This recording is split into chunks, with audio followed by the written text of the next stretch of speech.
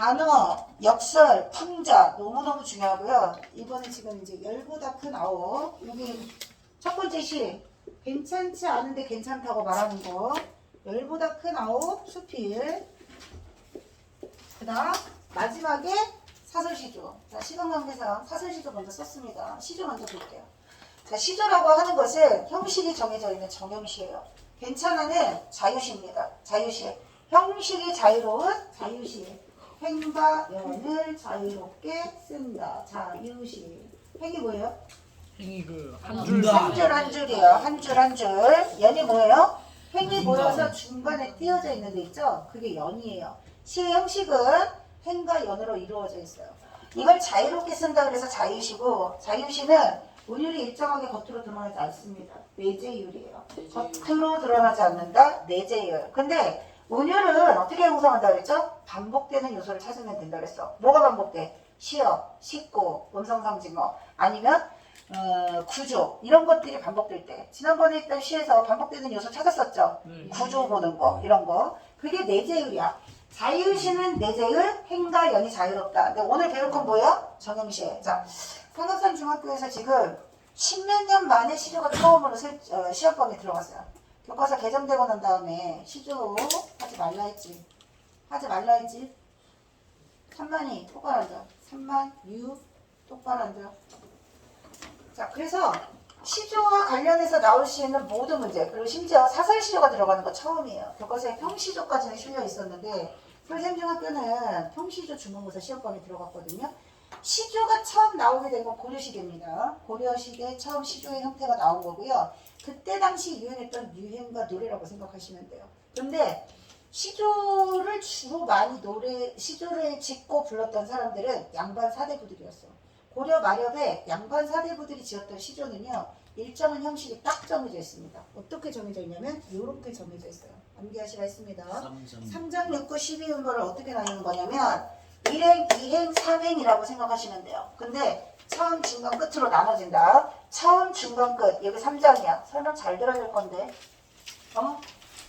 초장, 중장, 종장이 3장이에요. 그거를 한 행을 4번씩 끊어 있습니다. 4번씩 끊어 있는 마디를 사음보라고 해. 자, 음보 꼭 시험에 나와요. 음보는 끊어 있는 마디야. 띄어쓰기라고 하시면 안 돼요.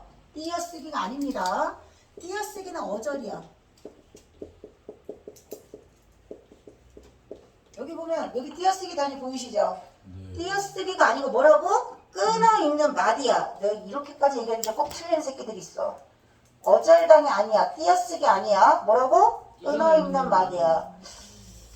작년에 절대 틀리지 말라고 했던 문제 중에 이거 틀린 놈들이 있었어. 끊어 읽기입니다. 아시겠죠? 4번씩 끊어 읽어. 한 행을 4번씩 끊어 읽는다 그래서 사음보라고 하는 거예요. 자, 그럼 이제 3장 했어? 사음보 했어? 6구는 뭐냐면 의미 단위로 2개씩 묶을 수 있어요. 의미 단위로. 자, 4번 끊어 읽은 걸 두텁이 파리를 물고 여기까지가 의미가 하나가 끊어지는 거예요. 두어 말에 치달아 앉아. 이게 또 하나의 의미가 끊어지는 거예요. 근데 평시조 기본 형식은 3장 6구 12음보니까 사음보, 사음보, 사음보 총 12음보가 나와야 되거든? 이게 평시조야. 시조는 모두 정형시예요. 평시조도 있고 사설시조도 있는 거야. 그러니까 양반 사대부들이 썼던 기본 형식을 잘 맞춰서 쓴 게 평시조가 되는 거고요. 평시조 기본 형식에서 중장이 많이 길어져. 이게 중장이잖아요. 중장이 사음보, 여기서 원래 끝나는 건 평시조예요. 근데 여기서 끝나고 건너선 바라보니 음보, 음보, 구. 여기는 음보, 여기는 구. 그 다음 여기까지 사음보가 끝나니까 의미 단위가 한번 끊어지고요. 뒤에 계속 이어지는 거야. 계속 길게 늘어나. 그게 뭐라고? 사설시조의 특징이야. 알았지? 사설시조는 중장이 길어집니다. 그리고 양반 사대부들은 주로 품위와 격식 있는 걸 좋아해요. 양반 사대부들의 품위와 격식은 어디서 나오는 걸까?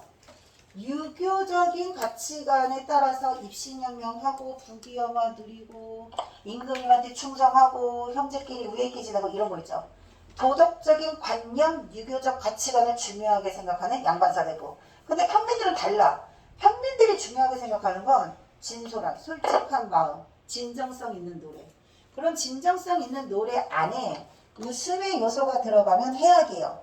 웃기면 해악이야. 근데 웃긴데 비판이 들어가면 풍자인 거예요. 이해했죠? 네. 그럼 이 시조는 웃기기도 하지만 비판의 요소를 담고 있기 때문에 풍자인 거예요. 근데 어떤 시조에서는 해학적인 요소만 가지고 있는 것도 있어. 예를 들면 점순이. 그건 시조가 아니라. 점순이. 네, 맞아요. 자, 해학적인 요소만 가지고 있는 시조는 이런 거야. 개를 키우는 거야.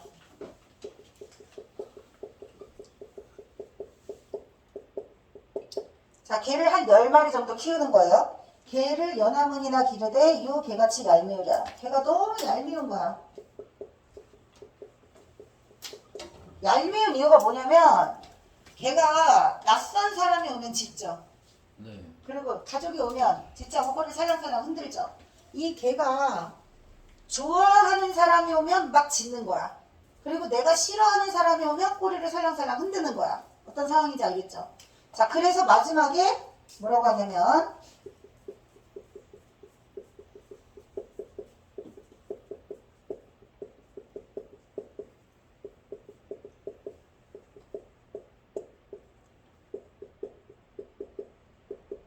자, 보통 옛날에는 개를 마당에서 키웠단 말이야. 마당에서 키운 강아지를 보면서 막 원망하는 거야.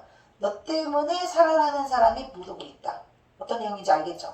그럼 여기에서는 개의 행동을 묘사하면서 개를 보면서 오지 않는 사람을 원망하는 시예요. 뭔 말인지 알겠지? 여기 비판의 요소가 있을까요? 없을까요? 없어요. 없어요. 사랑하는 사람이 너무 보고 싶다. 이런 걸 문학에서는 이별의 정환이라고 해요. 이별 상황에서 부를 수 있는 노래들은 그 사람이 너무 보고 싶다. 그 사람이 오지 않아서 화가 난다. 그리고 화가 난다를 원망이라고 하는데요. 그리고 그 사람이 보고 싶으니까 외롭고 쓸쓸해서 슬프기도 하겠죠. 이 모든 정서를 이별의 정환이라고 하고 이별의 정환을 여기 있는 사람은 개를 통해서 나타내고 있습니다. 여기에서는 비판의 요소가 없고 해학적만 있는 거야. 웃음만 있는 거. 자, 정리를 하면 사설시조는 해학만 있는 것도 있고 뭐도 있다? 풍자도 있다. 그리고 이번에 사설시조가 들어가니까 풍자는 반드시 시험에 나오겠지만 풍자는 단어에도 있을 수 있어요. 좀 이따 설명. 자, 그리고 시조의 형식 꼭 기억하셔야 되고요. 갈래글 특징 물어보는 거에서 요거 형식하고 요거 운율은 세트. 자유시가 내재율하고 세트라고 그랬죠? 정경시는 이렇게 세트고 우리 문학에서 모든 시를 통틀어서 사음보 율격을 취하는 거 말고는 삼음보, 사음보밖에 없어요. 그러면 사음보는 글자 수가 세 글자, 네 글자, 네 글자, 네 글자 반복되는 거야. 글자 수가 규칙적으로 반복되는 사음보 의미 단위로 나눴을 때 세 글자, 다섯 글자, 네 글자, 다섯 글자. 글자 수가 크게 규칙에서 벗어나지 않아. 어디 규칙에서? 세 글자, 네 글자에서. 근데 플러스 마이너스 두 자, 세 자 이럴 수도 있지만 반드시 여기 있는 종장의 첫 번째 오는 음문은 글자 수를 딱 고정시켜야 돼. 세 글자만 써야 되는 거야. 그래서 아까 말한 종장에 주로 이런 표현들이 많이 나와요. 특별한 뜻은 없는 거야. 세 글자를 맞춰서 쓰는 거야. 선생님이 써준 거 기출문제이기도 하고 기출문제는 곧 시험 문제이기도 하다. 이번 시험에 안 나오면 언제 나올까요? 모의고사 나오거나 고등학교 때 나오거나. 알겠지? 필기한 걸 그래서 잘 적어놨다가 나중에 복습을 자주 하시면 시험에 많이 도움이 된다. 자, 그리고 내용을 보셔야 돼요. 지금 이제 형식 얘기했어. 형식화 문제 나오고 내용 문제에서 두꺼비는 파리를 잡아먹는 동물이에요. 그러니까 두꺼비는 파리보다 강한 놈이겠지. 근데 두꺼비를 잡아먹는 놈이 있어. 누굴까요? 백송걸이요. 백송걸. 송골매. 백송걸이요. 자, 근데 세모하고 동그라미하고 내용을 잘 보시면 이 시조에 나오는 두꺼비, 파리, 백송걸 중에서 풍자 대상은 두꺼비야. 두꺼비가 왜 풍자 대상이냐면 자, 풍자라고 하는 것은 직접적으로 비판하지 않아요. 직접적으로 비판하면 똑바로 해. 너 왜 이래? 죽을래? 뭐 이런 거잖아. 근데 직접적으로 비판할 수 없는 대상. 일반 백성들이 작가기층이에요. 근데 일반 평민들이 탕가놀이, 아까 말했던 거울, 사또 이런 새끼들이 세금을 많이 걷어가든 온갖 나쁜 짓을 저지르는 횡포, 지배층의 횡포를 직접적으로 비판할 수 있을까요? 절대 못합니다. 그래서 이런 풍자의 방법을 쓰는 거야. 가장 좋은 것 중에 하나가 동물을 쓰는 겁니다. 동물을 의인화시켜서. 자, 여기에서 말하는 의의적 간접적이라는 말은 동물을 의인화시킨다. 다른 말로 하면 우화적이라고도 해. 우화, 이소부화 알죠? 이소부화. 이소부화는 주인공이 다 동물이야. 근데 그 동물들을 통해서 인간 세상을 비판 풍자하는 거야. 돌려서 의의적으로 간접적으로 중요하고 직접적으로 비판할 수 없는 부정적인 대상. 직접적으로 비판할 수 없는 부정적인 대상은 대체로 뭘까요? 지배층이에요. 하층민이 지배층을 풍자할 때 주로 많이 비판할 때 주로 많이 쓰는 거야. 그리고 이제 그 보면 신문 같은데 한 컷짜리 만평? 하나? 지금은 신문을 잘 안 보니까 만화 같은데 예전에 뭐 이런 얘기 좀 지난 거니까 학생 애니메이션 공모전이었나? 거기에서 수상받은 작품들 내가 그거 얘기했지. 윤석열 폭주기관차 막 이렇게 막 기차 토마스 그거. 그거예요. 그래서 기차가 막 달리고 있는데 기차는 폭주하잖아요. 거기 앞에 윤석열 얼굴이 그려져 있는 거야. 이게 이제 학생 작품으로 상을 받은 거야. 근데 그때 전시회 불가 명령 떨어져가지고 전시 못하고 막 그런 적도 있었거든요. 이런 것처럼 은근히 사람들은 너무 재밌는 거야. 근데 거기에서 웃을 수 없는 한 사람이 바로 뭘까요? 풍자 대상이 되는 거야. 뭔 말인지 알겠지? 주체. 풍자의 주체는 웃을 수 있지만 풍자 대상은 웃을 수가 없는 거예요. 그래서 결국은 그렇게 됐잖아요. 이런 것도 있어. 탄핵 대통령이 우리나라의 첫 번째 탄핵 대통령이 누구였을까요? 박근혜잖아요. 그래서 박근혜를 비판 풍자 조롱할 때 뭐라고 불렀는 줄 알아? 닭근혜라고 불렀어. 뭔지 알죠? 닭근혜. 우스꽝스럽게 묘사하는 거야. 뭘 거요? 뭐를? 닭근혜? 닭대가리 이런 거. 닭근혜인데 닭근혜라고 하는 거지. 몰랐구나. 닭근혜는 내로남불 모르는 거랑 똑같네. 근데 닭근혜 저 처음 들어보는데요. 이게 좀 지났으니까. 시간이 지났어. 다시 또 이번에 정치판에 또 나왔잖아요. 정치 그 도움 준다고 또 나왔잖아. 다시 스물스물. 자 어쨌든 지배층의 부정적인 행위를 비판, 풍자할 때 서민계층에서는 희열감이 있겠지. 그들의 권위를 추락시키는 거야. 권위를 추락시킴으로써 웃음을 유발한다. 이게 풍자고요. 그래서 득법이가 지방에 있는 하급관리야. 지방에 있는 하급관리인데 보통 그런 지방에 있는 탕관어리들을 보호 감시하기 위해서 누구를 보내요? 안행어사 이런 거 보내잖아요. 중앙에서 관리가 파견되잖아요. 그래서 백성거를 두꺼비를 관리하기 위해서 내려온 중앙 관리니까 두꺼비 입장에서는 백성거리 두려움의 대상이겠죠.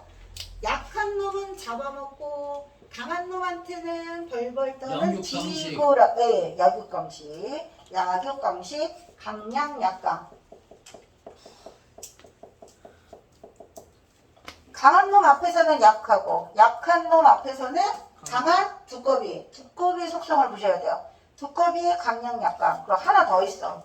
주업이 뭐야? 약간 이거저거 막 모아가지고 만든 거를 막 더러운 그런 거잖아.